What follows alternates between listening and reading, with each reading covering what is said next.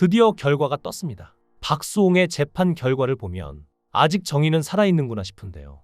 박수홍과 친형에 대한 재판에서 재판부는 박수홍과 친형 부부의 재산 격차에 주목했습니다. 재판부는 박수홍과 친형 부부 재산 형성 결과를 보면 박수홍의 경우 마곡 상가 50% 지분 외에는 별다른 부동산 취득이나 금융자산 증가가 잘 안 보인다고 꼬집었죠.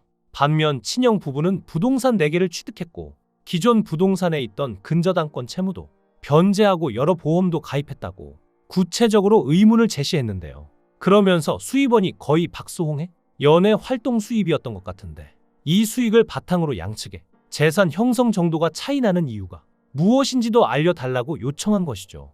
사실상 대놓고 말하자면 돈은 박수홍이 벌었는데 박수홍의 재산은 별 차이가 없음에도 불구하고 왜 친형 부분의 재산만 늘었느냐고 물은 것이나 다름없는데요. 그래서 다음 재판에는 친형 부부가 어떻게 재산을 더 늘릴 수 있었는지 이 부분에 대해서 소명하라고 했습니다. 사실상 재판부도 박수홍의 손을 들어준 것이나 다름없는데요. 길고 긴 재판의 끝이 보이는 듯 합니다. 박수홍 사건은 참 여러모로 가족이 맞나 싶을 정도의 안타까운 사건이라고 할 수 있었는데요. 형 박진홍은 검찰 조사에서 인건비 19억 원을 허위 지급해 횡령했다는 일부 혐의는 인정했지만 나머지 혐의에 대해서는 여전히 부인하고 있다고 합니다. 박수홍은 법정에서 형에게 직접 손을 내민 대인배의 모습도 보였는데요.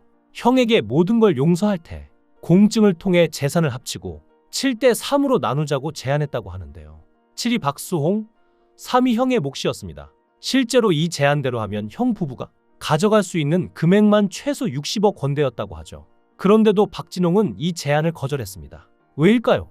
전문가들은 이렇게 해석합니다. 7대 3으로 나누면 본인이 갖고 있는 현재의 돈보다 더 적게 가져가게 된다는 걸 알고 있었기 때문이라는 거죠.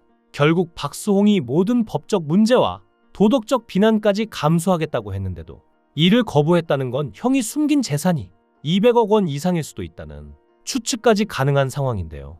이 사건에서 가장 섬뜩한 부분은 따로 있죠. 바로 박수홍이 생명보험에 무려 14억 원 이상을 납입했다는 점입니다. 당시 박수홍은 미혼이었고 자식도 없었는데 이런 상황에서 8개에 달하는 생명보험에 들었다는 건 납득하기 어려운 부분입니다. 심지어 보험 전문가들은 이 생명보험의 사망보장 비중이 무려 600%에 달한다고 했죠. 일반적인 적정 수치는 100% 수준인데 6배나 많은 사망보장이었다는 건 박수홍이 살아있는 것보단 사망해야 이득이 되는 구조였다는 겁니다. 게다가 박수홍은 당시 이런 보험이 가입되어 있는 줄도 몰랐다고 합니다. 실제로 월 납입액만 내도 적게는 41만 원에서 많게는 500만 원 수준이었고 평균적으로 매달 1155만 원 정도가 보험료로 빠져나갔던 셈입니다. 일반인이라면 꿈도 못 꿀 금액이죠. 이쯤 되면 박수홍을 둘러싼 가족들의 의도가 무엇이었는지 의심하지 않을 수 없습니다. 특히 형수의 명의로 등록된 부동산이 천문학적 수준에 달한다는 소식까지 전해지면서 이 부부가 수십 년 동안 박수홍을 ATM처럼 이용해온 게 아닌가 하는 의혹이 강해지죠. 사건은 이뿐만이 아니었습니다. 검찰 조사를 받으러 나온 박수홍 아버지가 박수홍의 정강이를 걷어차고 협박까지 했다는 사실도 밝혀졌죠. 과호흡으로 박수홍이 실신해 응급실에 실려갔다고 하는데 충격적인 건 이게 처음이 아니라는 겁니다. 과거에도 아버지가 망치를 들고 위협한 적이 있었기 때문에 수홍은 방검복까지 입고 조사에 나섰다고 합니다. 이쯤 되면 도대체 이 가족은 왜 이러는 걸까? 의문이 들 수밖에 없습니다. 부모님의 차별과 무관심은 오래전부터 있었다고 박수홍은 말해왔습니다. 개그맨이라는 직업에 대한 사회적 시선이 싸늘하던 시절 부모는 박수홍을 이해하지 못했고 오히려 무시했다고 하죠. 술 마시고 담배 피운다며 부끄럽다고 하면서도 정작 본인들은 종교 핑계대며 사주까지 보며 박수홍의 결혼을 반대했습니다.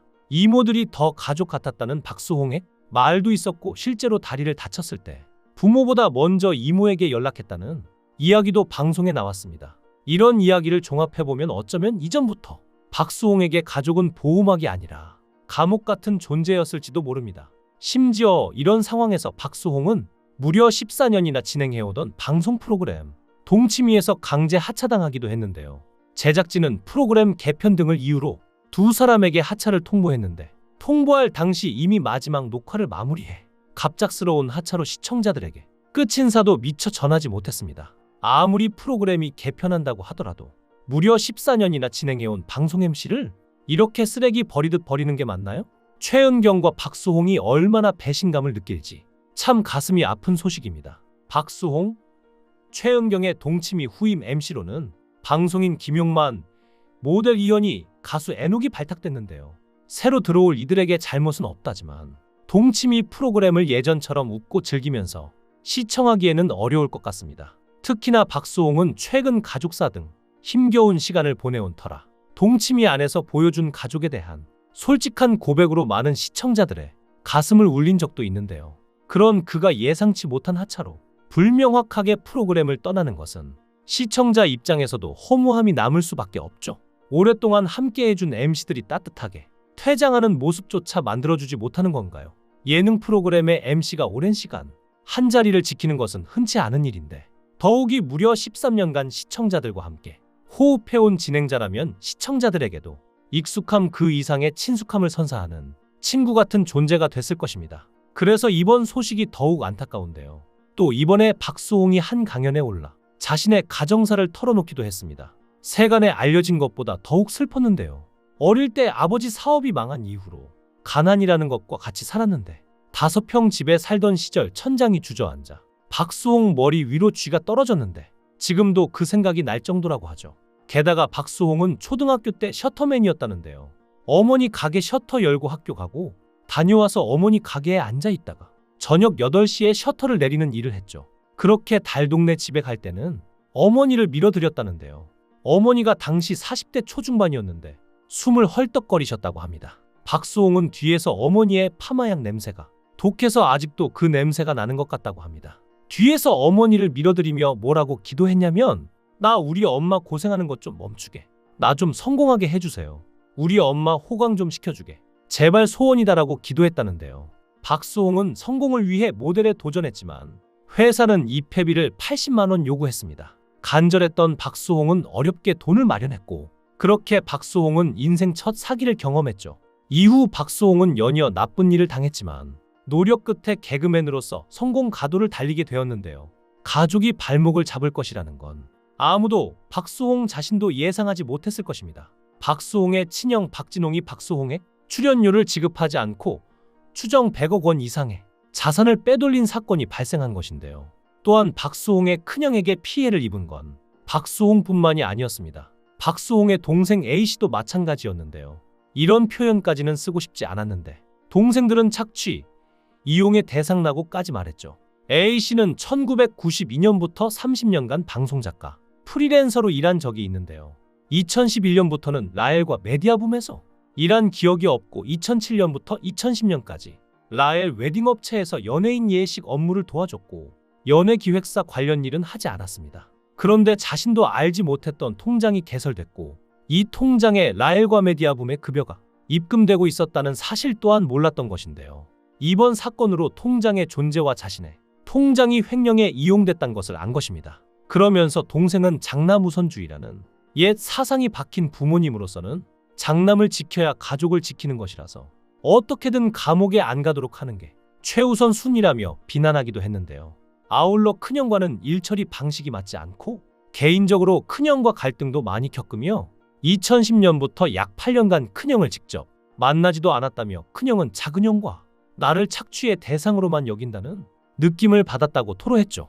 그러면서 막내 동생은 우리 가족이 불행을 겪게 된 것도 큰형 탓이고 박수홍을 존경하고 박수홍은 우리 가족에게 누구보다 진실됐고 효자였다고 증언했습니다. 박수홍은 동생의 이 발언에 굉장히 놀랐고 모든 가족에게 버림을 받았다고 생각하다가 동생의 이야기를 듣고 흐느껴 눈물을 흘렸는데요. 결국 막내 동생이 평생 가족을 위해 헌신한 박수홍이 누명을 쓰게 된 것을 보고 양심 선언을 한 것이나 다름없었죠. 특히 가족 중에서 최초로 박수홍을 위한 증언이 나왔다는 것이 의미가 있었는데요. 박수홍에게 안 좋은 일이 생길지언정 그동안 박수홍에게 힘이 되어주고 박수홍이 힘을 줬던 사람들은 늘 그 자리를 지키며 박수홍을 응원하고 있습니다. 이제 절대 박수홍을 배신하지 않을 새로운 가족들도 생겼죠. 남들이 평생 아플 거를 짧은 시간에 홀로 다 겪었으니 이제 남은 시간 동안은 아픔보다 자식을 키워가며 느끼는 행복, 그리고 살아가면서 느끼는 행복들로 충만한 삶이 되었으면 합니다. 여러분은 박수홍에 대해 어떻게 생각하시나요? 박수홍을 응원한다면 응원의 댓글 부탁드립니다. 시청해주셔서 감사합니다. 강산TV였습니다.